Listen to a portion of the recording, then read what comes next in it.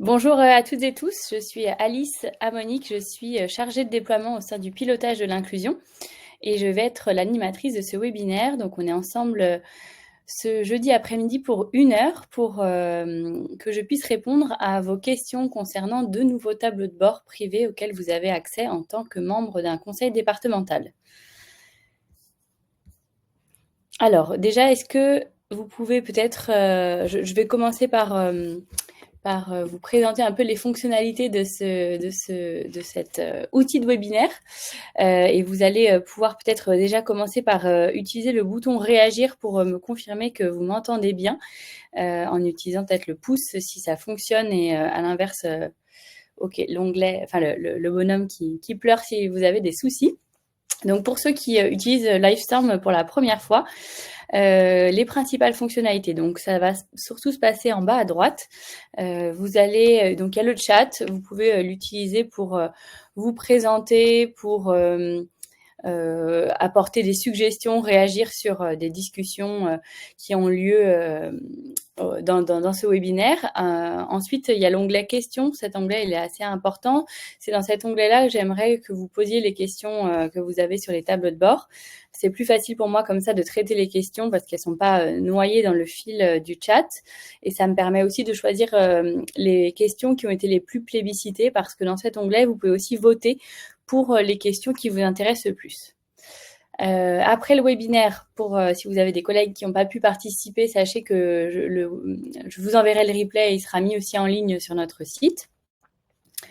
L'onglet réagir, on l'a vu, donc si vous avez besoin de précision, vous pouvez utiliser le bonhomme, les bonhommes qui pleurent ou qui sont un peu surpris, et ça me permettra de m'interrompre dans mon discours et d'apporter des précisions. Et à l'inverse, voilà, je vous demanderai parfois de me dire que si tout est clair, etc. Donc vous pourrez réagir avec le pouce. Si vous avez encore quand même des problèmes de son ou d'image, je vous invite à rafraîchir la page et sinon à utiliser le bouton aide en bas à gauche de votre écran. Donc, comme je le disais en intro, le thème de ce webinaire, donc qui va durer 1 heure, c'est vraiment de répondre à toutes les questions que vous avez concernant 2 nouveaux tableaux de bord qu'on a déployés auprès des conseils départementaux. Le premier qui s'appelle Données de facilitation à l'embauche et le second qui s'appelle Suivi des prescriptions des accompagnateurs des publics ARSA de mon département. Et je répondrai aussi à toutes vos questions qui concernent peut-être le fonctionnement du pilotage de l'inclusion, sur notre équipe, sur notre rôle au sein de la plateforme de l'inclusion. Alors avant de passer, du coup, je vais vous laisser un petit peu de temps pour poser les questions que vous avez sur ces tableaux de bord, mais pour bien poser le périmètre de ce webinaire et ce sur quoi peuvent poser les questions, voici donc les 2 tableaux de bord sur lesquels on va se concentrer aujourd'hui. C'est donc un premier qui s'appelle Données des prescriptions des accompagnateurs des allocataires du RSA. C'est un tableau de bord privé donc qui vous permet d'avoir des données à l'échelle de votre département et qui vous permet de suivre toutes les prescriptions qui ont été réalisées vers l'IAE de publics allocataires du RSA par à la fois les conseillers du département et par aussi tous les organismes que vous financez. Donc ça vous permet de voir les réalisations de ces prescriptions vers l'IAE de publics allocataires du RSA dans votre département. Et on retrouve dans cette tableau de bord des indicateurs comme le taux de candidats accompagnés et embauchés par type de prescripteur, le taux de candidature acceptée et refusée, la liste des acteurs qui agissent sur votre territoire, le motif des refus des candidatures orientées. Donc ça, c'est les indicateurs qu'on retrouve dans ce premier tableau de bord qui est vraiment une vision suivie des prescriptions des prescripteurs qui accompagnent des allocataires du RSA. Mais par prescripteur, j'entends le service du département, donc les conseillers du département et les organismes délégataires de votre département. Dans ce tableau de bord, vous n'avez pas accès aux prescriptions qui sont réalisées, par exemple, par France Travail ou autre. C'est vraiment le service social du département et les organismes financés par le département. Dans le deuxième tableau de bord qui s'appelle Données de facilitation à l'embauche en IAE, c'est un tableau de bord qui vous permet plutôt de voir comment travaillent, comment fonctionnent les structures de l'insertion par l'activité économique sur votre département, quel que soit le type de public qu'elles accompagnent. Ça vous permet donc de voir, par exemple, le nombre de candidatures qu'elles reçoivent, où en sont les candidatures qu'elles reçoivent, l'état des candidatures qu'elles reçoivent, quel est leur taux d'acceptation aussi, la manière dont elles se saisissent de l'autoprescription et un petit focus sur le taux d'acceptation des candidatures de chaque SIAE de votre département par type de prescripteur. Donc là, c'est tous les prescripteurs qui accompagnent des publics à RSA ou non. Donc il y a vraiment une vue prescripteur et une vue plus structure de l'IAE. Donc voilà les deux tableaux de bord sur lesquels vous pouvez poser vos questions aujourd'hui. Comment poser votre question pour que je puisse la traiter de manière la plus efficace possible. Essayez de préciser le tableau de bord auquel se rapporte votre question. Peut-être qu'il se rapporte aux deux tableaux de bord ou alors c'est une question plus généraliste. Mais si c'est sur un tableau de bord spécifique, essayez de le préciser. Et aussi, essayez dans la mesure du possible, de contextualiser votre demande, me dire dans quel cadre vous avez, par exemple, été amené à consulter ce tableau de bord et rechercher tel ou tel indicateur. Donc, ce que je vais faire, c'est que là, il est 14h06, je vais vous laisser 5 minutes pour poser vos questions, du coup, en utilisant l'onglet questions. Vous pouvez aussi donc voter sur les questions qui s'affichent, que j'essayerai de les prendre du coup par ordre de vote. Et puis après, vous pourrez aussi, si vous avez posé une question et que vous avez besoin, si je vous demande de préciser par exemple, ou si vous avez besoin de réagir à la réponse que j'apporte, vous pourrez aussi prendre la parole. Et pour prendre la parole, il faut que vous puissiez cliquer sur un bouton vert qui s'appelle Monter sur scène. Et c'est ce bouton, c'est une fois que vous aurez cliqué sur ce bouton que vous pourrez activer votre micro et ou votre caméra si vous le souhaitez. Donc je vous laisse 3 à 5 minutes là pour poser vos questions.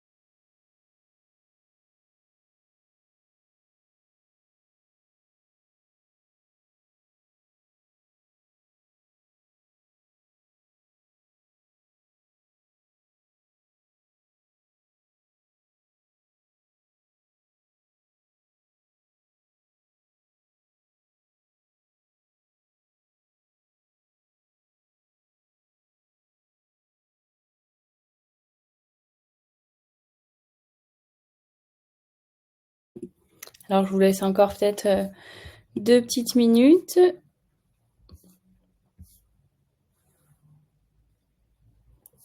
Et pour l'instant, je vois qu'il n'y a pas beaucoup de questions. Donc si ce que je ferai, je vais donc d'abord quand même prendre les questions qui ont été posées et puis après peut-être vous faire juste une petite démonstration, au moins pour voir comment accéder à ces 2 tableaux de bord et une démonstration rapide des fonctionnalités clés. Peut-être que ça amènera des questions. Et je vois qu'il y a aussi des questions dans le chat, notamment Sylvain, donc je veux bien que vous la reposiez dans l'onglet questions. Ça sera plus facile pour moi de la traiter. Et Josette, je vois une question sur le PowerPoint. Oui, je peux vous l'envoyer. Il n'y a pas grand-chose, si ce n'est la première slide que je vous ai présentée. Mais je vais vous le partager. Je vais vous expliquer où.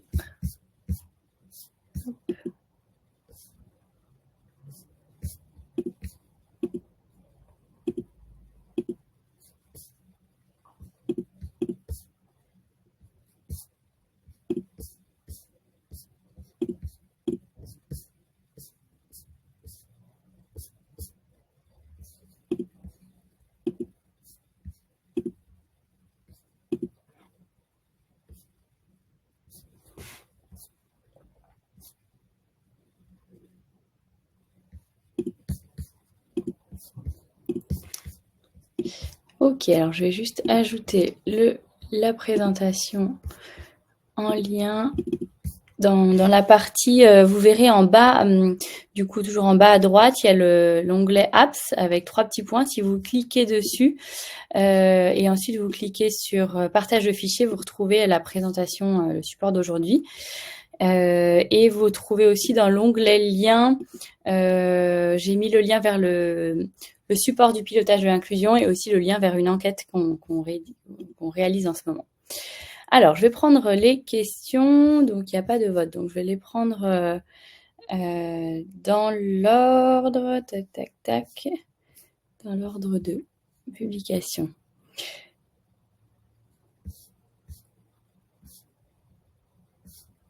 Alors, bon, je vais prendre la première question donc de Véronique. Bonjour Véronique. Pouvez-vous repréciser la différence entre les 2 tableaux, s'il vous plaît? Donc, ce que je vais faire, c'est je vais effectivement vous repréciser la différence et puis je vais vous montrer ces tableaux de bord concrètement, comment y accéder. Donc, est-ce que vous êtes tous déjà bien au clair avec ce que fait le pilotage de l'inclusion par rapport aux emplois de l'inclusion, par rapport à la plateforme de l'inclusion? N'hésitez pas à réagir avec les émoticônes de l'onglet Réagir. Et en fonction, non, ok. Bon, je vais commencer du coup par là. Donc, la plateforme de l'inclusion, c'est un groupement d'intérêt public qui regroupe une dizaine de services publics numériques. En fait, je vais aller sur le site de la plateforme de l'inclusion. Donc, c'est une dizaine de services publics numériques et on retrouve la liste de ces 10 services publics numériques quand on clique ici sur accéder aux services. Donc, la plateforme de l'inclusion, une dizaine de services publics numériques et moi, je travaille pour l'équipe du pilotage de l'inclusion. Le pilotage de l'inclusion, nous, notre rôle, c'est notre mission, on collecte un certain nombre de données, notamment renseignées par les utilisateurs des emplois de l'inclusion. On collecte, on retraite ces données et on les restitue aux professionnels de l'inclusion sous forme de tableaux de bord essentiellement. On a des tableaux de bord publics et des tableaux de bord privés. Nos solutions donc s'adressent effectivement aux professionnels de l'inclusion. Donc on a des tableaux de bord qui sont dédiés aux services déconcentrés de l'État, aux DETS, aux DRETS. On a des tableaux de bord privés pour les agences France Travail, pour les conseils départementaux, pour les missions locales, les Cap Emploi. Et on est en test sur 3 régions pour déployer aussi un tableau de bord privé auprès des acteurs de l'hébergement et du logement, les acteurs AHI. Et on a des tableaux de bord pour les structures de l'insertion par l'activité économique. Donc, vous voyez, par exemple, qu'il y a une question qui avait été posée par Virgile, qui est candidat. Nous, au sein du pilotage de l'inclusion, on a développe pas de solution finalement pour les candidats eux-mêmes. On s'adresse vraiment aux professionnels qui accompagnent les candidats. Donc c'est pour ça que je pourrais pas répondre à votre question. Parmi donc les services de la plateforme de l'inclusion, le service le plus connu, c'est le service des emplois de l'inclusion. C'est le service que vous utilisez probablement le plus régulièrement dans le cadre de vos missions. C'est le service qui permet vraiment d'émettre une candidature vers une SIAE, de gérer les passes IAE. C'est vraiment la plateforme de mise en relation entre les candidats et les structures de l'insertion et aussi entre les prescripteurs et les structures. Donc c'est vraiment c'est l'outil c'est le seul finalement service numérique qui est obligatoire au sein de la plateforme de l'inclusion. Et les autres services, ce sont des services facultatifs que vous utilisez si vous en avez l'utilité. Et donc parmi les autres services, il y a par exemple Dora qui référence l'ensemble des services qui peuvent être utiles au public que vous accompagnez, services mobilité, garde d'enfants, etc. La communauté de l'inclusion qui fonctionne comme un forum de discussion et qui permet d'échanger entre pairs et d'avoir accès à pas mal d'informations sur l'IAE. Mais donc aujourd'hui, moi, je représente le pilotage de l'inclusion. Et donc, comme je vous le disais, nous, on déploie des statistiques publiques et privées qui sont accessibles donc soit via notre site, soit via le service des emplois de l'inclusion. Donc, on a des statistiques qui sont publiques, donc déjà qui sont en libre accès et qui donnent un certain nombre d'informations sur l'IAE et ce sont des données qui sont agrégées à l'échelle d'un département ou d'un bassin d'emploi. Mais on ne pourra pas aller plus loin dans l'analyse quand on reste dans cette vision tableau de bord public. C'est pour ça qu'on a aussi donc des tableaux de bord privés, que vous, en tant que conseil départemental, vous avez accès à 3 tableaux de bord privés. Comment y accéder? Donc, soit vous vous connectez comme habituellement sur votre espace des emplois de l'inclusion, soit vous passez par le site du pilotage de l'inclusion. Alors, je vais zoomer un petit peu. Vous cliquez sur statistiques de mon organisation et vous cliquez sur prescripteur. Donc là, vous vous connectez, vous, avec vos identifiants habituels pour vous connecter au service des emplois de l'inclusion. Moi, je vais utiliser un compte de démo.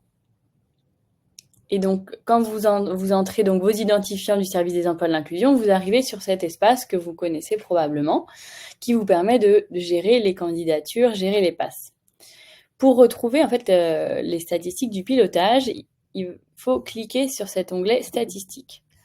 Et ici, vous êtes, on reconnaît aussi le service du pilotage, c'est ce code couleur orange. À partir du moment où vous cliquez sur statistiques, vous arrivez dans les données du pilotage de l'inclusion. Donc, il y a les données publiques. Donc ça, ça renvoie vers notre site et vers les données qui sont accessibles en libre accès à n'importe quel citoyen qui s'intéresse à l'IAE et qui veut en savoir plus. Et il y a, en fonction de votre profil, les données personnalisées. Donc, ici, vous voyez que vous avez, accès à 3 tableaux de bord privés. Et moi, je voulais faire un focus sur ces 2 tableaux de bord aujourd'hui, qui sont des tableaux de bord qu'on vient juste de déployer à l'ensemble des conseils départementaux.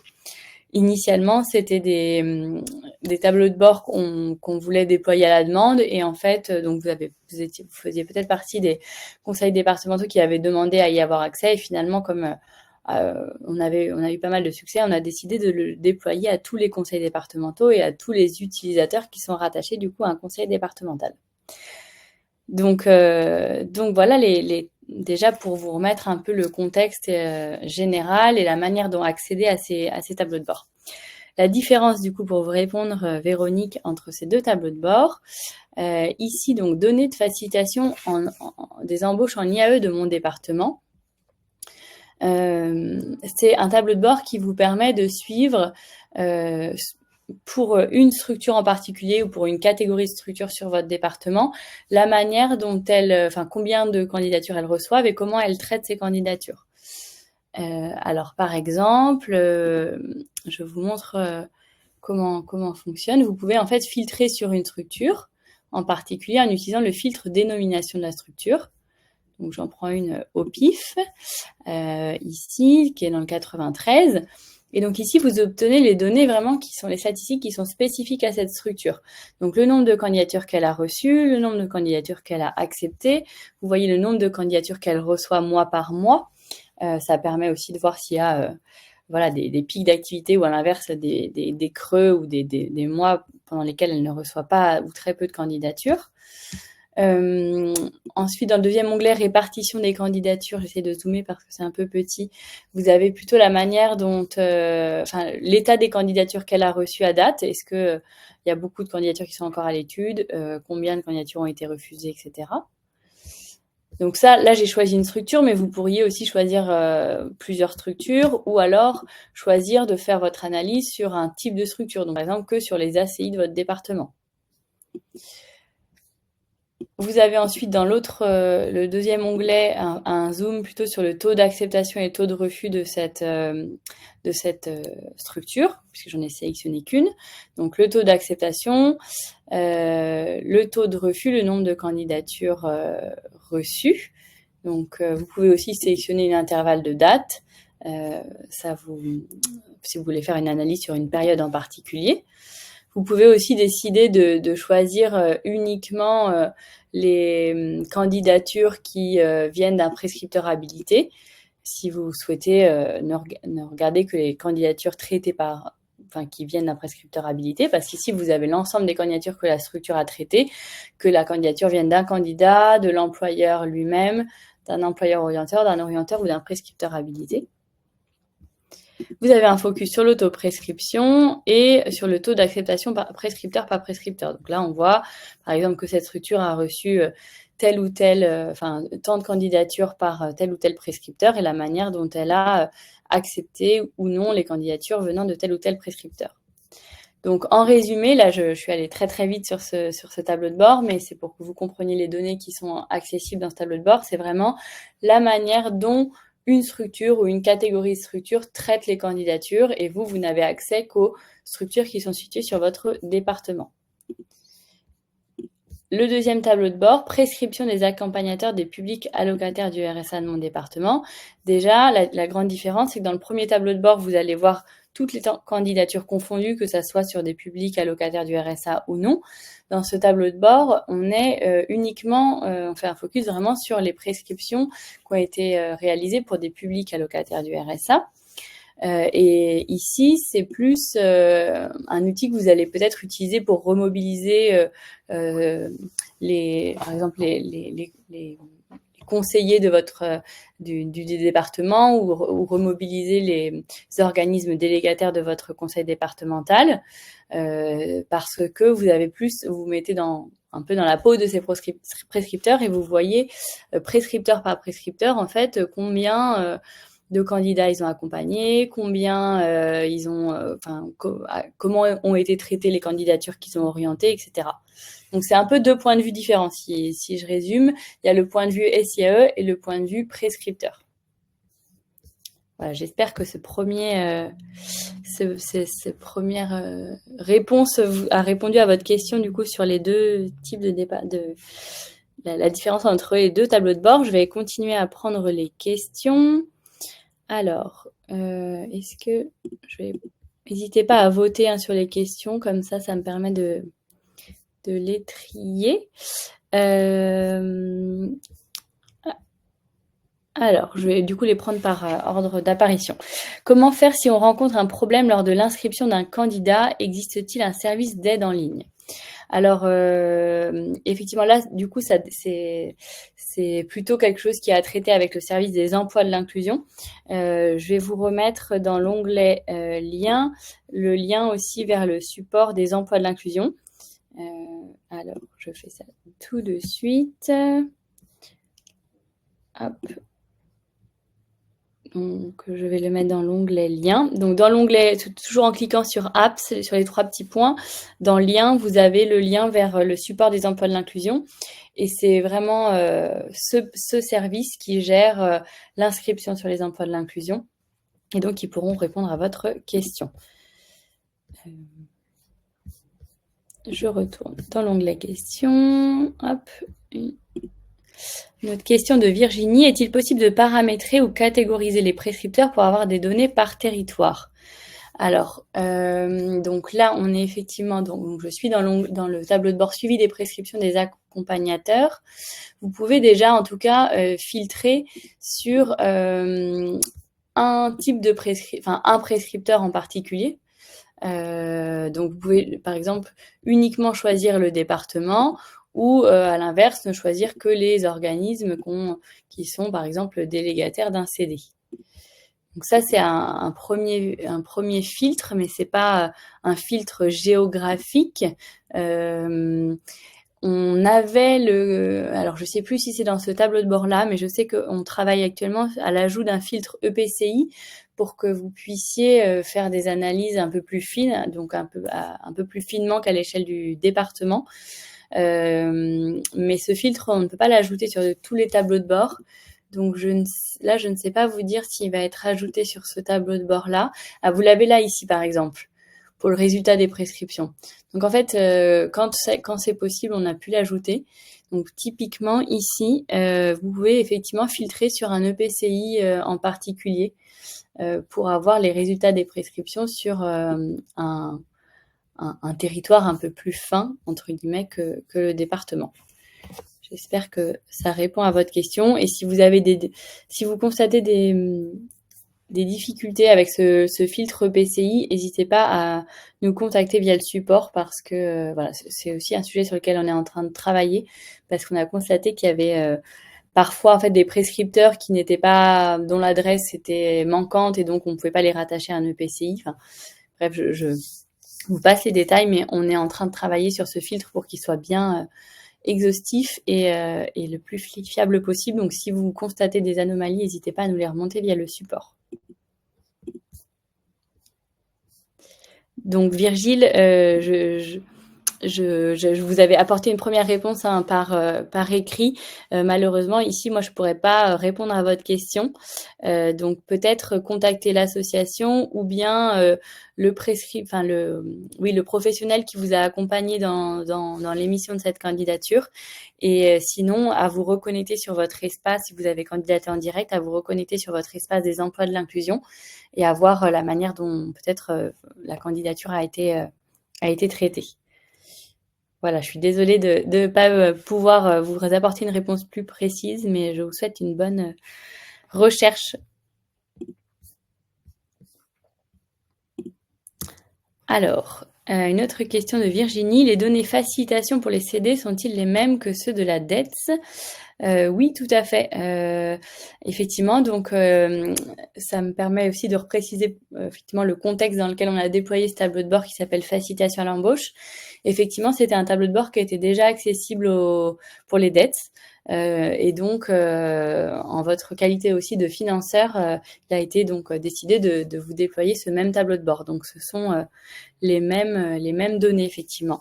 Et notre objectif aussi au pilotage, c'est dans la mesure du possible de développer un maximum d'outils communs qui soient du coup qui vous permettent d'avoir en fait les mêmes données dans vos échanges partenariales.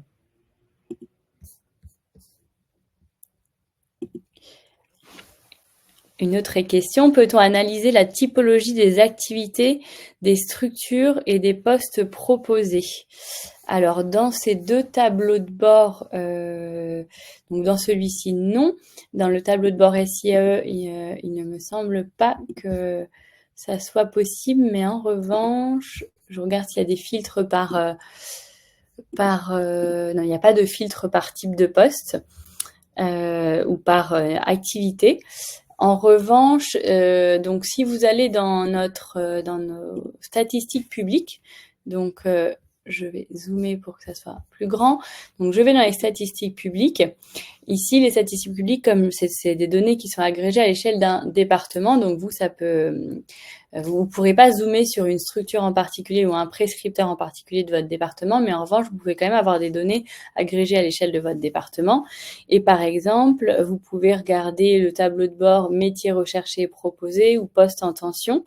Si je clique par exemple sur postes en tension, vous avez la possibilité de filtrer sur votre département. Donc, je mets un département au hasard. Donc, je prends l'Allier. Ici, vous allez voir effectivement quels sont donc le nombre de fiches de poste en tension sur votre département, le nombre d'employeurs aussi qui ont au moins une fiche de poste en tension. Et puis après, vous avez un zoom sur les familles de métiers qui peinent le plus à recruter et par domaine aussi professionnel. Donc ça, c'est des infos que vous pouvez avoir dans les statistiques publiques à l'échelle de votre département ou voire d'un bassin d'emploi, pardon. Et vous pouvez aussi faire pour affiner un petit peu votre analyse, vous pouvez faire aussi un filtre par type de structure sur un département.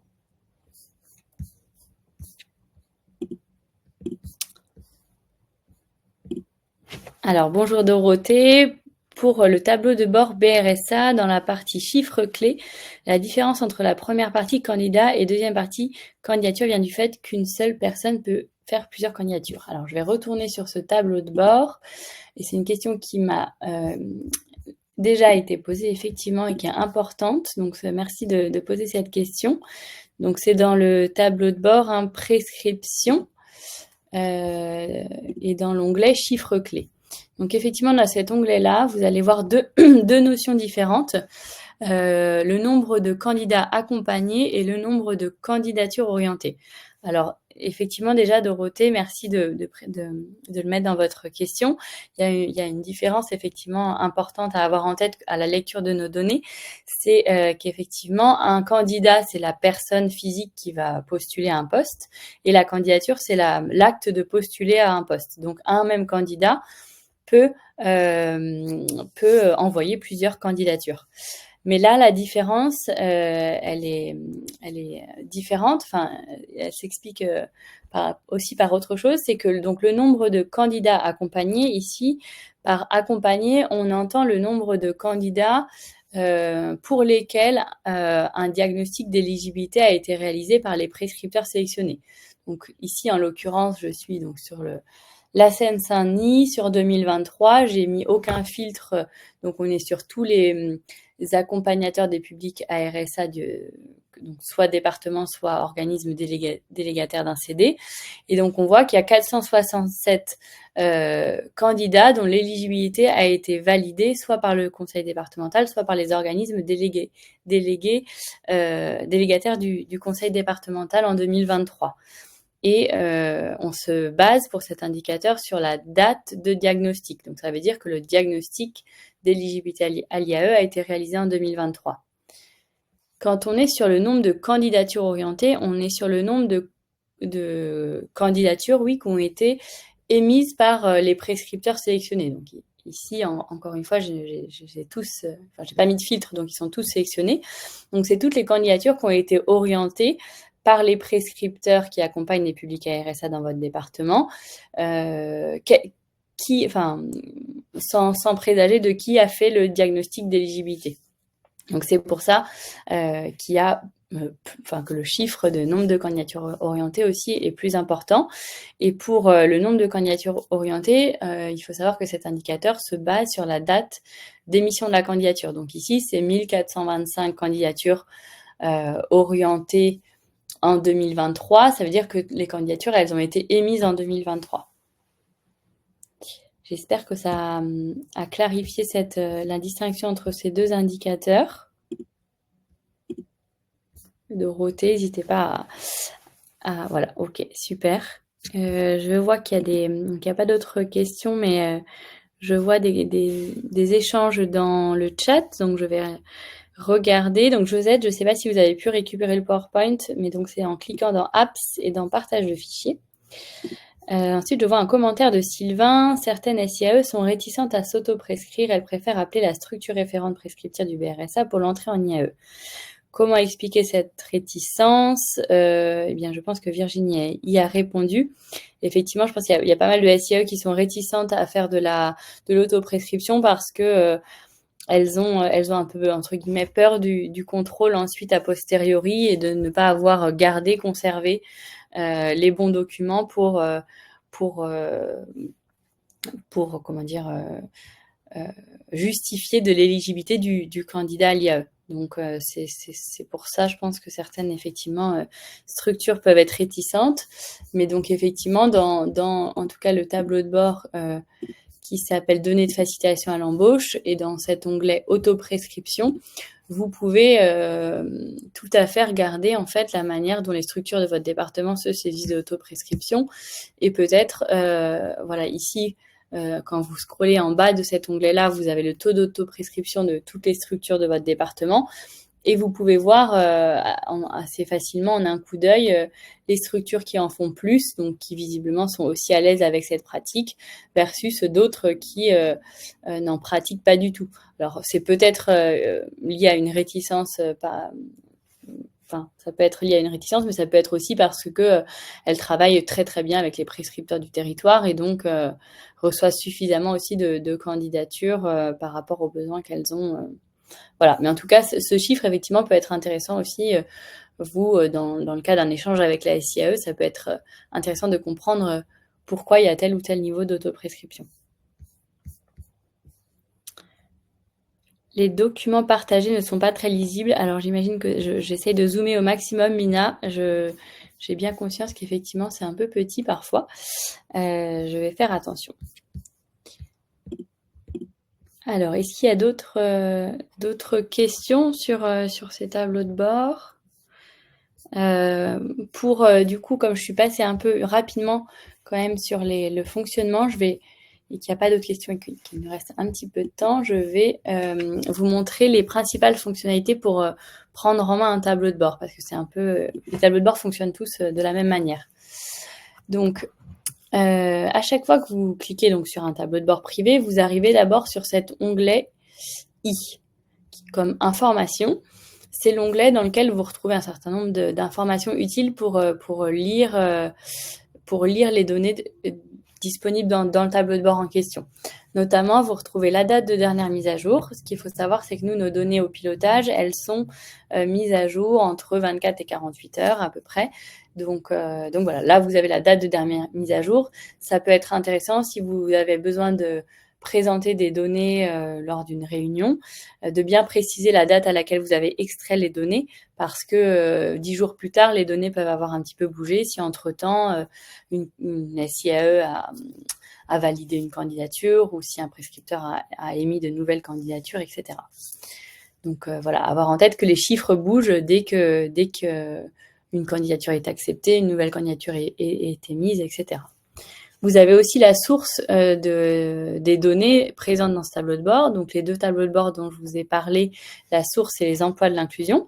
Donc, nous, on se base sur toutes les informations qui sont renseignées par les utilisateurs des emplois de l'inclusion. Et c'est pour ça que nos tableaux de bord, les deux tableaux de bord en tout cas dont je vous parle, ils vous présentent des données liées à la phase de candidature. Parce que les emplois de l'inclusion, c'est cet outil qui permet de gérer cette phase de candidature. À partir du moment où le candidat est accepté dans une SIAE et qu'il est embauché, il n'y a plus vraiment d'interaction dans le site des emplois de l'inclusion. Donc après, ça passe dans d'autres outils. Mais nous, on essaye de récupérer, on travaille aussi à récupérer d'autres sources de données, comme les sources de la DSN. On récupère certaines données de la SP déjà, mais on les a pas encore transformées sous forme de tableau de bord. Mais voilà, c'est des choses sur lesquelles on travaille. Mais aujourd'hui, l'essentiel des tableaux de bord se base sur les emplois de l'inclusion. Donc, ce sont des tableaux de bord sur la phase de candidature. Ensuite, on vous explique des fonctionnalités que je vais vous expliquer en direct dans cet onglet I, mais vous les retrouverez sur comment faire des exports, comment utiliser les filtres, etc. Donc ensuite, un tableau de bord, il s'organise en onglets, donc c'est un peu petit à chaque fois, mais une fois que vous avez capté que ça fonctionne de cette manière-là, vous aurez l'info pour tous les tableaux de bord. Donc c'est des onglets qui sont cliquables, et ça, c'est pour vous faciliter la lecture. En fait, c'est juste qu'on a regroupé dans différents onglets les indicateurs qui se rapportent à peu près à la même question. Donc, ces onglets-là sont cliquables.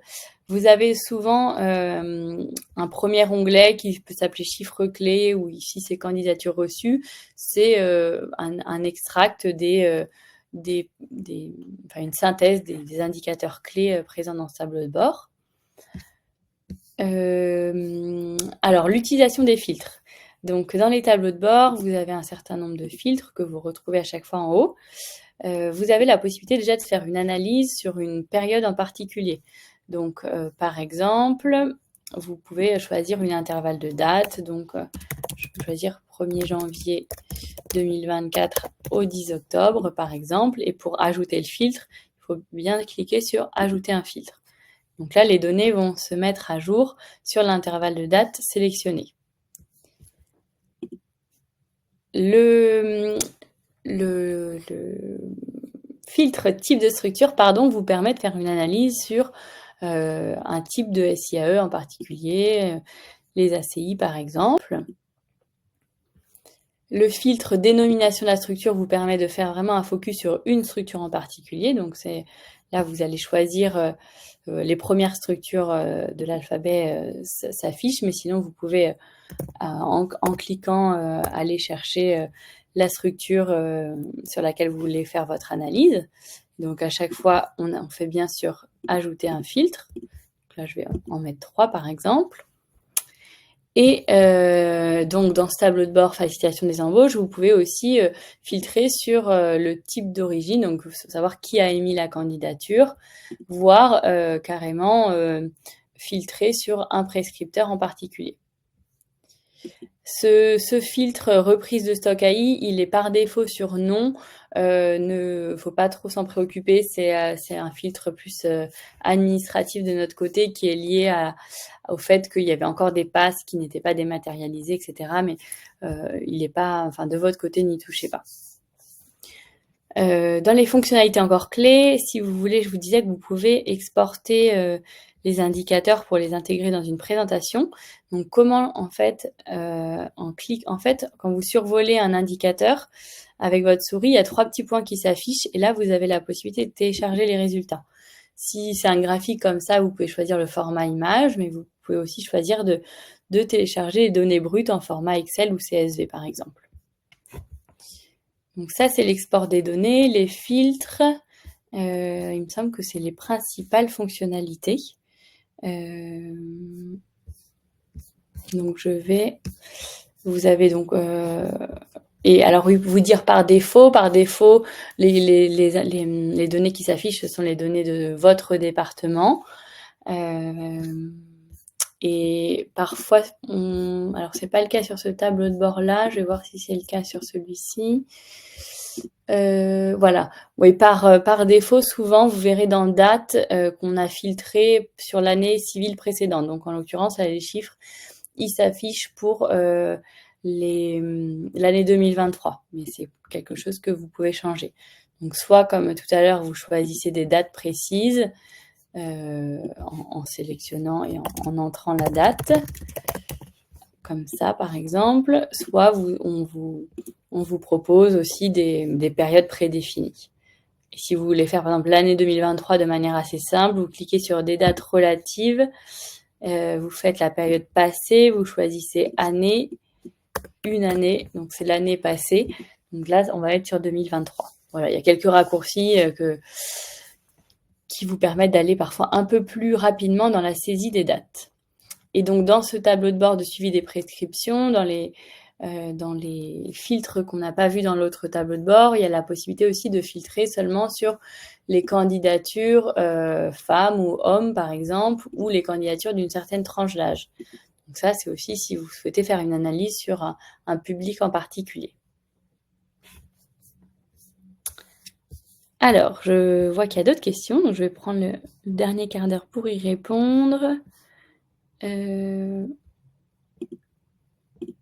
Alors, Maïli, bonjour. Pouvez-vous me dire pourquoi le taux de refus reste à 0% pour toutes les structures? Alors, effectivement, j'ai cru voir ça passer aussi en vous présentant les chiffres. Alors, on était sur quel tableau de bord? On était sur facilitation à l'embauche. Je vais voir ce qui se passe. Hop, il faut que je dézoome un petit peu. Voilà. Alors, je vais retourner sur le bon tableau de bord. Et c'était, il me semble, en taux de refus.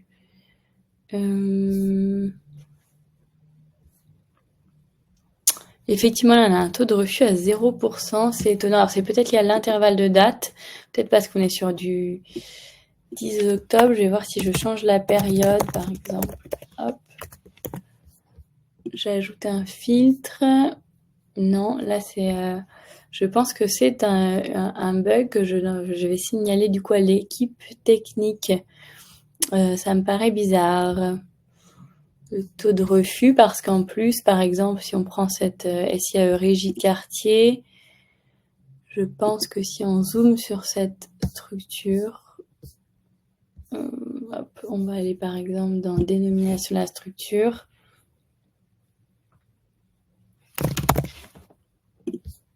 J'en choisis une.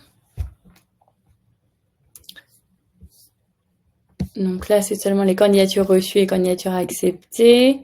Là, c'est l'état des candidatures. Donc ici, on voit qu'il y a effectivement 60% de candidatures refusées sur la période par cette SIAE. Et donc, pourquoi ici, on ne retrouve pas ce 60%? Je pense que c'est une anomalie. Donc, je vais le signaler après le webinaire et ça sera réglé rapidement. Désolée pour cet inconvénient, enfin ce désagrément. Alors, une remarque de Virginie, l'onglet date est peu ergonomique. Il serait plus intéressant d'écrire les dates plutôt que de choisir dans un calendrier, surtout quand on veut avoir des dates éloignées. Alors, j'ai vu effectivement que dans... Alors, est-ce que c'est dans celui-ci? Dans celui-ci, effectivement, il y a seulement le calendrier, mais c'est pareil, normalement, on a plusieurs options, comme je vous l'ai montré dans l'autre tableau de bord. Donc ça, je vais aussi le signaler à l'équipe pour que vous ayez qu'on vous propose plus de manières de saisir les dates, qu'il n'y ait pas que ce calendrier. Et dites-moi du coup, Virginie, si vous trouvez ça plus ergonomique dans ce tableau de bord, où vous avez effectivement soit le calendrier, mais soit aussi des périodes prédéfinies. Vous pouvez aussi, par exemple, choisir, passer période en cours, donc un trimestre, ou alors des dates relatives, dates précises. Vous pouvez choisir avant le 10 octobre, après le 10 octobre, etc. Est-ce que cette ergonomie vous paraît plus... Ouais. Ok, ben on va passer, je vais faire en sorte que ce format-là soit aussi mis sur le tableau de bord de facilitation à l'embauche.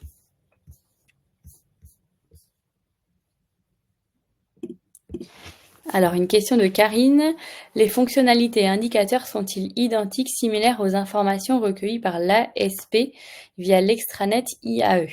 Alors, si on est sur je sais pas exactement, en fait, il faudrait peut-être je préfère que vous me disiez, par exemple, à quels indicateurs vous comparez les données qui sont disponibles ici. En tout cas, nous, on fait toujours un travail de fiabilisation avec les autres outils pour avoir les mêmes règles de calcul. Donc, mais je sais pas exactement en fait quelles sont les informations que vous avez via l'ASP et donc de quels indicateurs vous parlez. Mais normalement, en tout cas, à périmètre égal, on devrait avoir des chiffres plutôt identiques. Mais par exemple, juste quand même une petite précision. Ici, moi, on vous parle des candidats déclarés embauchés.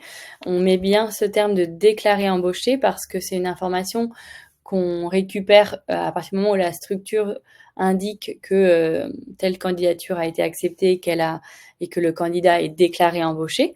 Mais il peut y avoir un delta entre le nombre de candidats réellement embauchés dans la structure parce que peut-être que finalement l'embauche n'a pas eu lieu parce que le candidat a finalement allé dans une autre structure par exemple ou ne s'est pas présenté.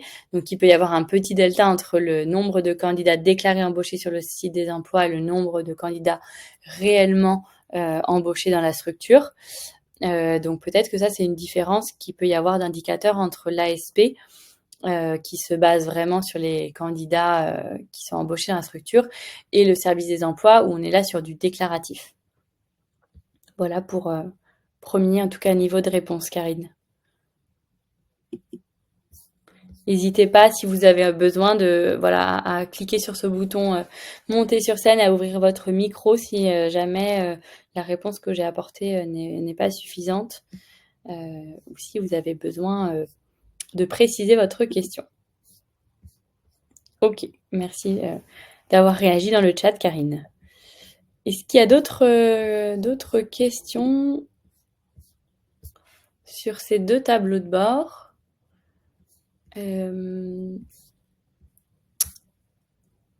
Je vous ai remis, moi, dans l'onglet, du coup, toujours apps et liens. On a en ce moment une enquête en ligne et donc je vous invite à cliquer sur le bouton Je participe pour nous donner un peu votre avis sur nos outils. Ça nous aidera, nous, à les améliorer parce que donc au pilotage de l'inclusion aussi, ce que j'aurais pu vous préciser, c'est que notre mode de fonctionnement, c'est vraiment qu'on part d'un besoin d'un terrain qui est remonté par une SIAE, un prescripteur, un service de l'État. Il nous fait remonter sa problématique. Nous, on voit si la donnée est une réponse à cette problématique. Si c'est le cas, on va essayer de construire une solution avec un panel test généralement d'utilisateurs. On construit la solution. Donc, quand je parle d'une solution, c'est un indicateur ou un tableau de bord. Ensuite, on le teste. Donc, on va le déployer, ce tableau de bord ou cet indicateur à un périmètre, par exemple, géographique restreint. Si il y a un bon impact de cette solution, on déploie ensuite le tableau de bord au national. Donc typiquement, ces deux tableaux de bord, et notamment le tableau de bord de facilitation à l'embauche, on l'avait travaillé avec un panel de tests d'utilisateurs, avec l'aide de quelques personnes qui travaillent dans des conseils départementaux pour voilà, l'adapter au mieux à vos problématiques. Et une fois qu'il a été un petit peu stabilisé, on a décidé de le déployer au niveau national. Mais en tout cas, c'est très important pour nous, de manière très fréquente, régulière, d'avoir votre avis et vos retours sur nos outils, parce que tous les 6 mois, on est amené à reconstruire notre feuille de route, à reprioriser l'évolution de certaines fonctionnalités. Donc, c'est important qu'on puisse avoir connaissance de vos besoins, des irritants potentiels, etc. Donc, pour donner votre avis, vous le verrez à la fin de chaque tableau de bord. Vous avez déjà une petite question à vous utiliser un de ces tableaux de bord, oui ou non, enfin un de ces indicateurs. Et ensuite, à l'usage, vous pourrez voir en vous baladant sur un tableau de bord, au bout d'un moment, il y a une pop-up qui s'affiche aussi pour vous demander votre avis sur les tableaux de bord. Alors, pour les quelques minutes qui nous restent, je voulais aussi vous dire que donc je vous ai remis dans l'onglet Apps et dans l'onglet Liens le lien vers notre support, donc où vous pouvez poser vos questions. Si vous avez aussi besoin de trouver de l'aide, vous pouvez cliquer sur Besoin d'aide sur notre site en haut à droite et vous allez arriver sur cette page où vous avez un certain nombre d'informations, aussi l'accès au replay de nos webinaires, accès aux prochains webinaires. Notamment, j'ai mis en place aussi des webinaires questions-réponses un jeudi par mois. Donc le prochain, c'est le 24 octobre, il me semble. Donc un jeudi par mois de 14h à 14h45. Je réponds un peu à toutes les questions qu'il peut y avoir sur nos tableaux de bord, que vous soyez membre d'un conseil départemental, d'une SIAE, vous êtes les bienvenus. Et ça permet aussi parfois de comprendre les outils auxquels ont accès les autres utilisateurs. Et puis toujours dans ce partage de bonnes pratiques entre pairs. Voilà. Et donc oui, la pop-up dont je vous parlais qui s'affiche, voilà, vous la verrez quand vous passez un certain temps sur un tableau de bord. N'hésitez pas à prendre 2 minutes pour compléter aussi cette enquête qualitative. Moi, je vais vous soumettre un petit sondage pour savoir aussi dans quelle mesure ce type de webinaire vous est utile. Donc, n'hésitez pas à soumettre votre vote. Et je vois qu'il y a une autre question de Virginie que je vais prendre en même temps. Évolution, inclusion, connect vers ProConnect, quelle modalité de transfert, impact sur la visibilité de votre outil? Je ne suis pas très, je ne suis pas dans cette équipe-là qui gère du coup le transfert, mais je pense que ça n'aura pas d'impact sur notre visibilité. Nous, on est toujours accessible. Notre outil est toujours accessible dans votre espace privé des emplois de l'inclusion ou en passant directement par notre site. Mais voilà, c'est plus, ça n'aura pas d'impact sur notre visibilité. Et ça sera toujours la même manière d'y accéder.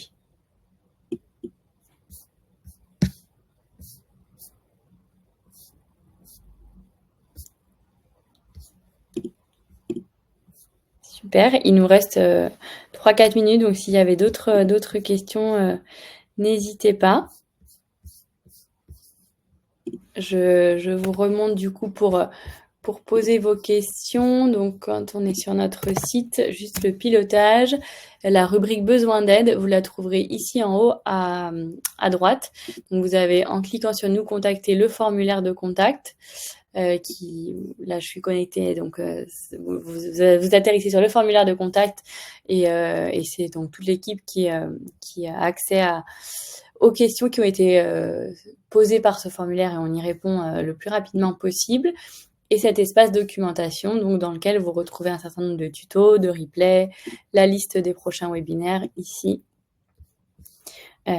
J'organise notamment du coup un webinaire dédié au SIE la semaine prochaine et donc comme je vous disais deux webinaires questions-réponses sur nos tableaux de bord un jeudi d'octobre et un jeudi du mois de novembre. Bien, je vous remercie beaucoup pour votre participation. J'espère que, voilà, je vous souhaite bon courage dans la prise en main de ces tableaux de bord. Et si vous avez des questions, n'hésitez pas, soit via le formulaire de contact, soit en participant au webinaire questions-réponses.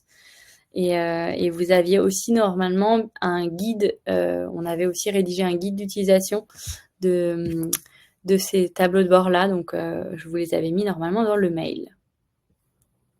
Bien, bonne journée à toutes et à tous.